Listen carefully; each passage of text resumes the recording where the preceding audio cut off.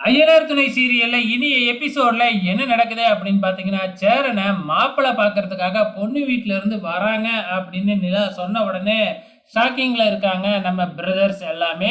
அதுக்கப்புறம் ஆள் ஆளுக்கு ஒவ்வொரு வேலையை கொடுத்து சீக்கிரம் வந்துட போறாங்க அப்படின்னு சொல்லி வேலையை பார்த்துக்கிட்டு இருக்கிறாங்க.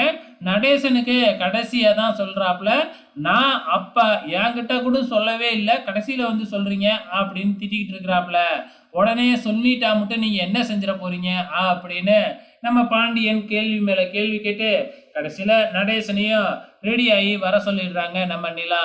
கொஞ்ச நேரத்துல பொண்ணு வீட்டுல இருந்து வந்துடுறாங்க. ஸோ பொண்ணு வீட்டுல இருந்து வந்து வீட்டுக்குள்ளார உட்காந்து அப்படியே பேசிக்கிட்டு இருக்கும் பொழுது எல்லாருமே எங்க பொண்ணை காணோம் அப்படிங்கிற மாதிரி தேடிக்கிட்டு இருக்கிறாங்க. அதுக்கப்புறம் வந்திருக்கிற பொண்ணை கூப்பிட்டுக்கிட்டு போய் நம்ம நிலா வந்து இதுதான் பொண்ணுன்னே தெரியாம வீட்டெல்லாம் சுத்தி காமிக்கிறாங்க, ரூம் எல்லாம் சுத்தி காமிக்கிறாங்க. அதுக்கப்புறம் எல்லாருமே இன்ட்ரடியூஸ் பண்ணி வைக்கிறாங்க.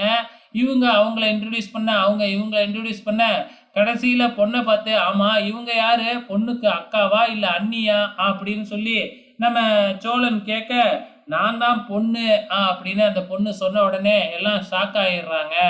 அது மட்டும் இல்ல, அதுக்கப்புறம் தான் அவங்களுக்கு இது 2வது கல்யாணம் அப்படின்னே தெரிய வருது. ஸோ இதெல்லாம் பேசிக்கிட்டு இருக்கும்போது கடைசியா வயசை கேட்டா 35ங்கிறாங்க.